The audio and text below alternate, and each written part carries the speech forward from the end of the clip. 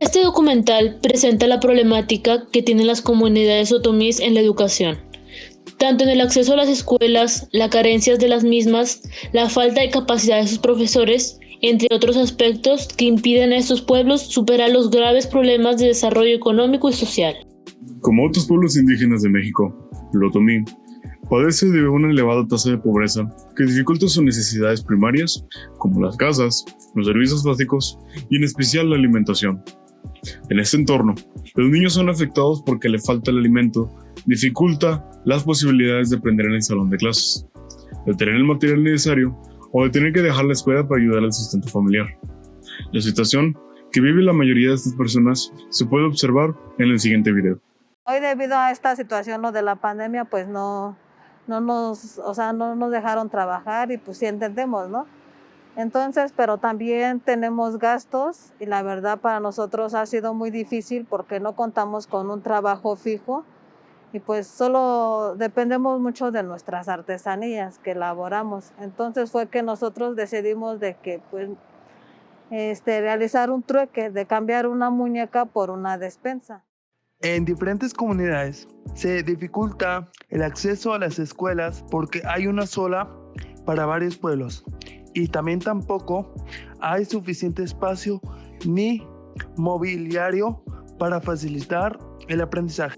A pesar de que la educación pretende escolarizar a las comunidades étnicas, no contempla el aprendizaje en su idioma nativo porque los maestros lo desconocen.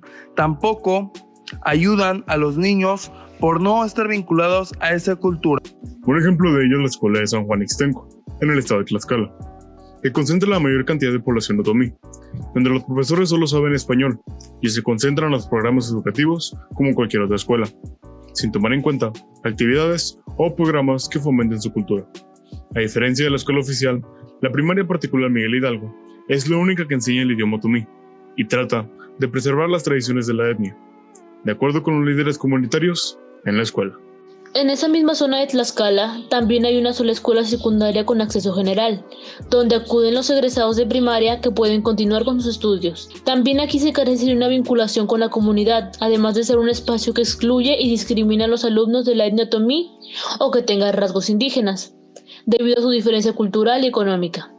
Los docentes de las primarias en México no poseen una preparación homogénea que les apoye a enfrentar de la mejor manera los problemas cotidianos de las aulas en las diferentes escuelas y se evidencian más cuando deben trabajar en lugares lejanos a sus hogares y con pobladores con distinta cultura a la propia. Estas desigualdades tienden a ser la razón principal por la que los alumnos obtengan un escaso aprendizaje y que el profesor no se identifique con ellos.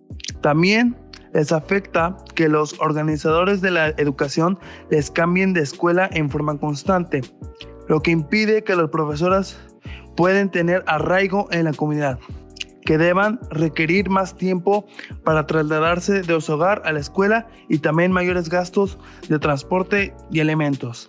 A ello se agregan los bajos salarios del magisterio, que en su mayoría debe trabajar en otras actividades para completar su ingreso. Los niños otomís también sufren del desprecio, el rechazo o la desesperación de sus profesores porque sus alumnos llegaban sucios a la escuela, no tenían las libretas borradas o no entendían sus explicaciones. Estos aspectos negativos se expresaban en algunos casos de forma directa a los niños, afectando su propia importancia como miembros de una comunidad con importantes vínculos de la cultura mexicana, tanto de su historia como de su presente. En otros casos, los profesores se preocupaban más por cumplir con las actividades administrativas o buscar que se incremente su estatus en la carrera magisterial que por el aprendizaje de los niños. En el siguiente video, una mujer otomí habla sobre el papel del gobierno en sus comunidades y las carencias que sufren, además de las educativas.